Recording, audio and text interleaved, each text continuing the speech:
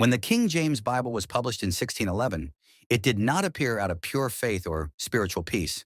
It was born in a time of fear, power struggles, religious anger, and political survival. To understand how the most famous English Bible came into existence, we must step into a world where kings feared rebellion, churches feared collapse, and the Bible itself had become a weapon. When Queen Elizabeth I died in 1603, England was tired, not weak, but tense. For decades, the country had lived with religious pressure boiling just under the surface. People went to church, but not everyone believed the same thing. Some secretly followed Roman Catholic practices. Others believed the Church of England was still too close to Rome. Many feared saying the wrong thing out loud. Elizabeth had kept this tension from exploding, but she never healed it. When she died, England did not celebrate. It held its breath. The biggest question was simple and dangerous. Who would rule next? The answer was James VI of Scotland. Who was King James, really? James was not English by birth. He was Scottish. He had ruled Scotland since he was a baby. His childhood was rough, full of danger, betrayal, and fear. He grew up believing that kings were chosen by God and that questioning a king was the same as questioning God. This belief shaped everything he did. James was highly educated. He loved books, debates, and theology. He believed deeply in order, structure, and authority. But he was also paranoid.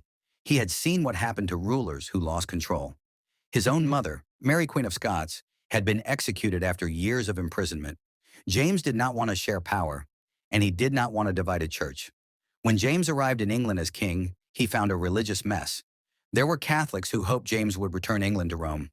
They were wrong. James had no interest in giving power back to the Pope. There were Anglicans who supported the Church of England as it was. They wanted calm and tradition. Then there were the Puritans.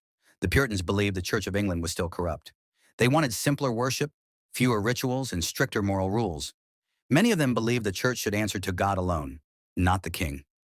That idea scared James. To him, if the church stopped obeying the king, the people would follow. And if the people stopped obeying, the crown would fall. Most people think the King James Bible was made because people wanted a better Bible. That is only half true. The real issue was that too many Bibles existed, and they did not agree with each other. The most popular Bible at the time was the Geneva Bible. But the Geneva Bible had notes written in the margins. Those notes said dangerous things. They said that bad kings could be resisted. They said rulers who disobeyed God could be challenged. They hinted that obedience to God came before obedience to kings. To James, this was unacceptable. He once said the Geneva Bible was the worst Bible ever printed for kings. James did not want people reading notes that told them how to question authority. In 1604, James met with church leaders at Hampton Court Palace. A Puritan scholar suggested a New English Bible, not one filled with political notes, not one controlled by radicals, but one based on the original Hebrew and Greek texts. James liked the idea instantly, not because it was humble, but because it was powerful. A new Bible could erase the Geneva Bible. It could silence arguments. It could place religious authority back under the crown. James did not translate the Bible himself. Instead, he gathered some of the greatest scholars in England. These men were experts in ancient languages. They knew Hebrew, Greek, Latin, and older English texts. Many of them disagreed with each other on theology, but they were loyal to the Church of England. They were divided into groups and sent to different cities. Each group worked on a different section of the Bible. Every verse was reviewed again and again. When one group finished, another group checked their work. Nothing was rushed. James gave strict instructions. The Bible must sound formal and strong.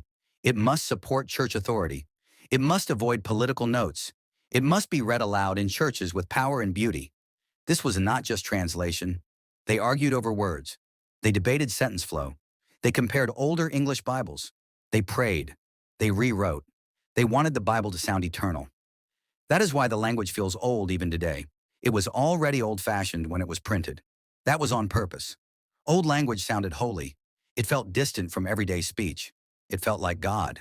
This Bible was not meant to be casual. It was meant to command attention. When the King James Bible was printed in 1611, something surprising happened. People did not rush to buy it. The Geneva Bible was still more popular. Families trusted it. Churches still used older versions. Some people did not even like the King James Bible at first. Early copies had errors. Some verses were misprinted. One famous version accidentally removed the word "not" from the commandment against adultery. The Bible that would rule the world began with mistakes. The King James Bible was not loved at first for its accuracy. It was love for its sound. When read aloud, it flowed like poetry. It felt strong. It felt serious. It felt permanent. Churches began using it more often. Children grew up hearing its words. Writers copied its style. Over time, it replaced the Geneva Bible without force. For centuries, it was the main book people learned to read from. Its rhythms shaped speeches, laws, and literature. Even people who never opened a Bible spoke its words. James died in 1625.